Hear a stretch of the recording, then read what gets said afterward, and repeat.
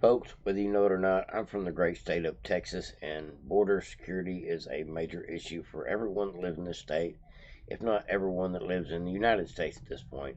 I seen a poll the other day that said 83% of Americans believe that Biden is in cognitive decline or, in one way or another, is not fit to run for the president, and 65% of the population believes that the country is headed in the wrong direction, and 71% of the country believes that the open border crisis is part of the problem, including a part of the problem with the economy and the future of the economy.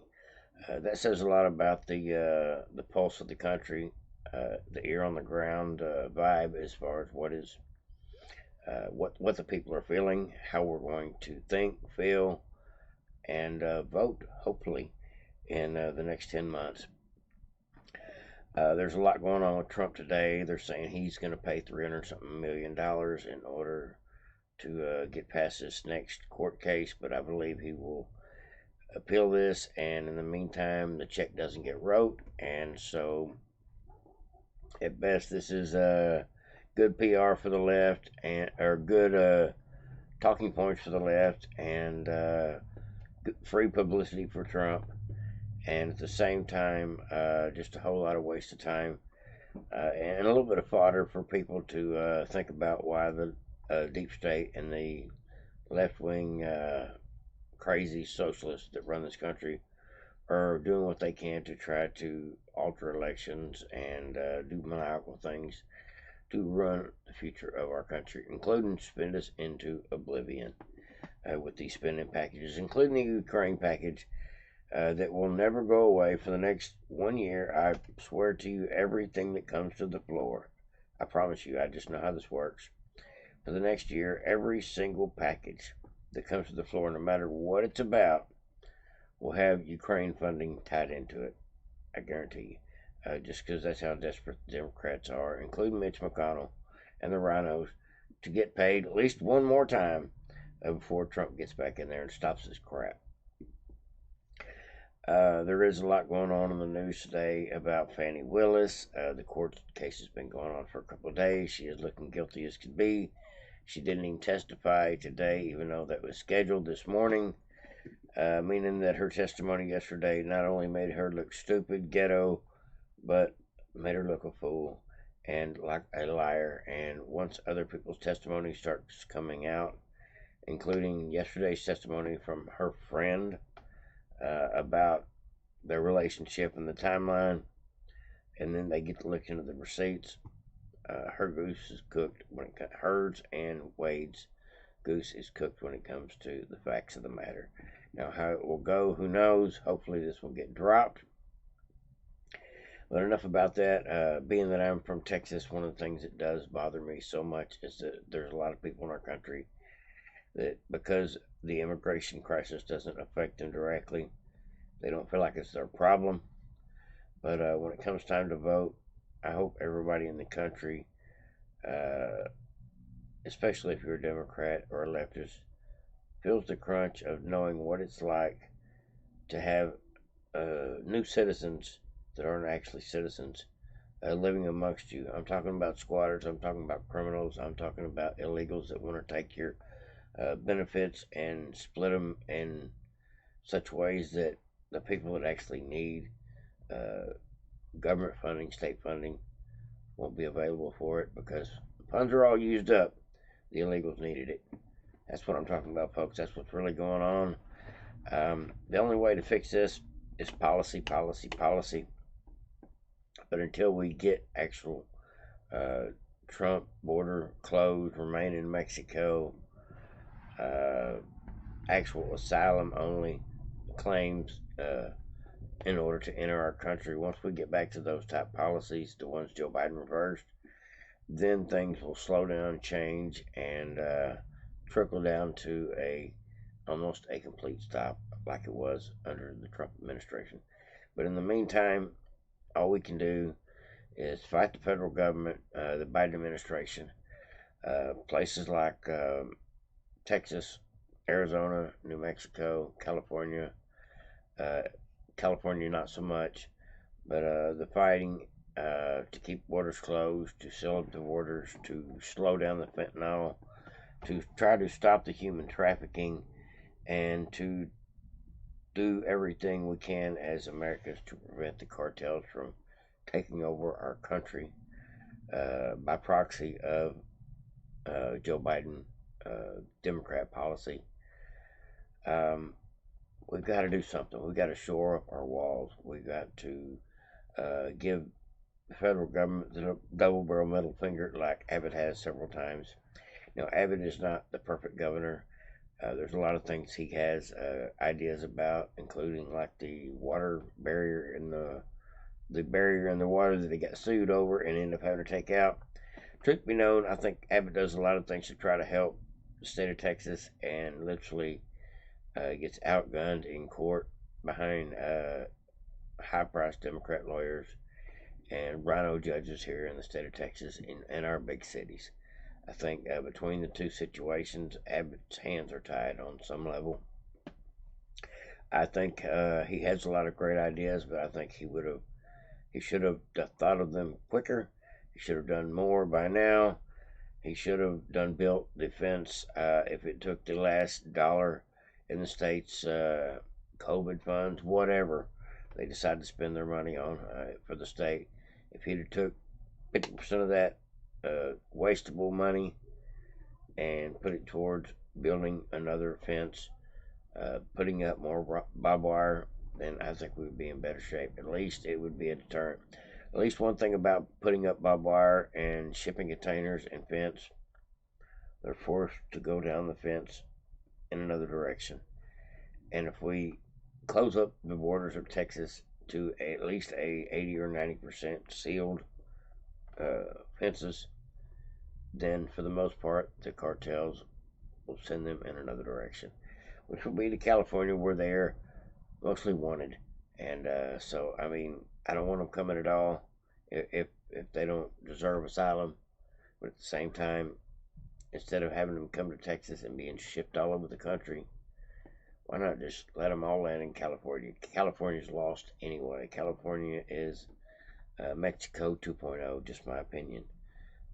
Abbott's got a great idea here, not just building fences and putting more barbed wire and doing all he can to discourage people from coming to this country, but if you build base camps like forts, encampments along the border, starting with the first one, which is now, ever so often you put them along the border and have sentries, whether it be electronics, surveillance and things, or whether it be manpower, people in vehicles, ATVs, or trucks or whatever, to patrol the sectors where the gates or the holes are still prevalent, then you actually have some sense of security.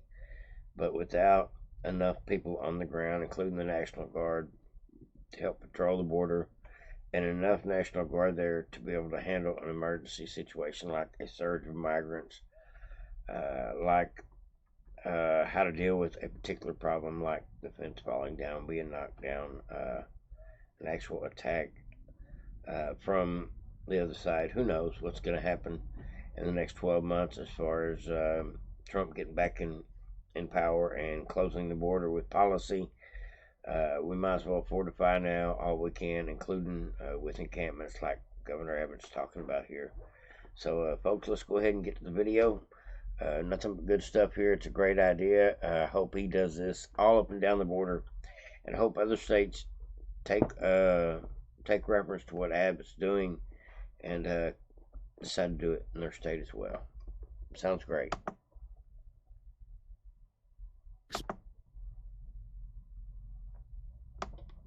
At this time, to expand our border security capabilities, we are building a new Texas Military Department base camp that allows the Texas National Guard to increase and to improve operations in this area. What you see now is the first stage of construction has already begun on what is 80 acres of an area to be built out for this base camp. From your camera view, it goes all the way down the edge of here to those trees. all the way to the back, close to where the river is. On this side, just back behind you, about 50 feet is where it stops. This will increase the ability for a larger number of Texas Military Department personnel in Eagle Pass to operate more effectively and more efficiently. It will house up to 1,800 soldiers with the ability to expand up to 2,300 if we have surge needs. It will include individual rooms for soldiers. It'll provide a large dining facility, recreation, computers, things like Wi-Fi. But for now, National Guard have been scattered across this entire region in cramped quarters, away from fellow soldiers and guard, sometimes traveling long distances to be able to do their job. What this is going to do is to dramatically improve the conditions for our soldiers. I want to thank the men and women soldiers behind me right now, as well as their colleagues serving up and down the entire border. Texas would not be able to respond the way that we are responding if it were not for the heroes of the Texas National Guard. Before I want to pause right there just because he says something that I have to agree with and just give it a double shout out. For as much flack as people give Governor Abbott and the Border Patrol for not doing their job, there's an actual ongoing battle that a lot of people don't see between the ICE agents, the Border Patrol, the National Guard, the Texas State Trooper. You've got federal agents, federal employees having a different boss than everybody that works under Abbott, including the National Guard.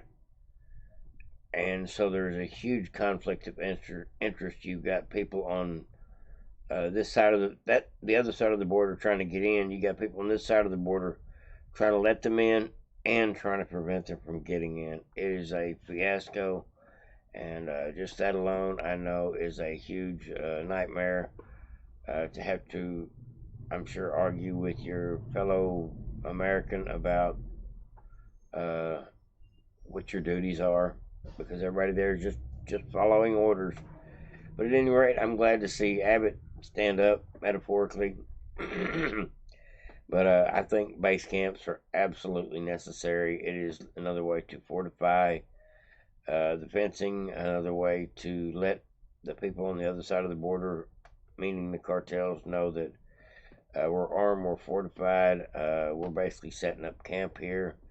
If you try anything stupid within striking distance of this camp, you're going to deal with the full situation of having not scattered out guardsmen and Border Patrol agents all along the border, but like you said, up to 2,200 people on site on hand to help with any situation. That's great news for Texas. He needs to build several. Just my opinion. For this effort here, they've been living in conditions that were atypical for military operations. Now, because of the magnitude of what we're doing, because of the need to sustain and actually expand our efforts of what we're doing, it's essential that we build this base camp for these soldiers. It's going to be good for them, improve living conditions, improve the quality of life, and improve and sustain a very strong morale for our soldiers. What this will do, also a little bit more specifically, is going to consolidate our forces. Again, as opposed to being scattered around many different places across this region, they will be operating out of one place. It will amass a large army in a very strategic area. It will increase the speed and flexibility of the Texas National Guard to be able to respond to crossings. We all know what's been going on at Shelby Park. Actually, what's going on in Shelby Park is now less than what was happening a month ago or 2 months ago or a year ago, definitely. But what we need to be able to do, and that is to make sure that the National Guard has the flexibility and the proximity to any type of crossings north or south of Shelby Park, so that they will be able to move swiftly to those locations and be able to impede the ability for anybody to cross illegally.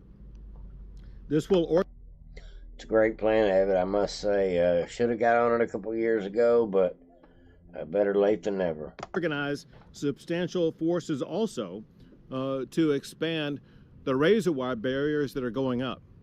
In this area, listen, we've seen the effectiveness of the razor wire in Shelby Park, where crossings have gone from 3,000, 4,000, or 5,000 people a day to less than 1% of that crossing illegally per day.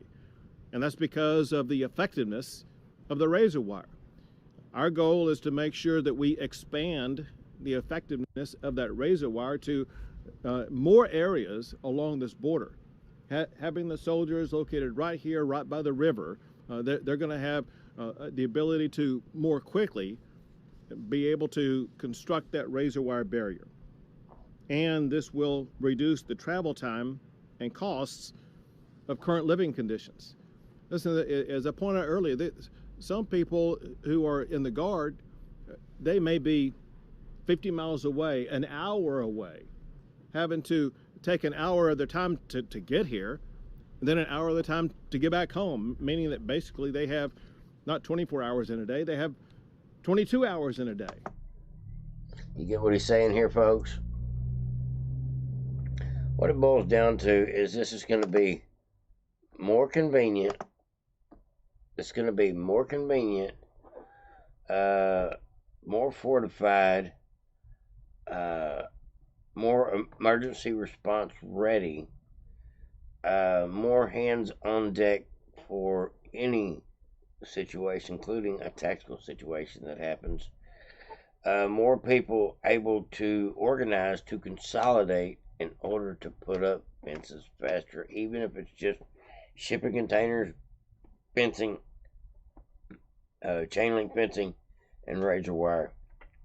That seems to be a cheap, quick way to run that stuff by the foot at pretty much exponential speed. I watched them do it, put up about 15 shipping containers in one day.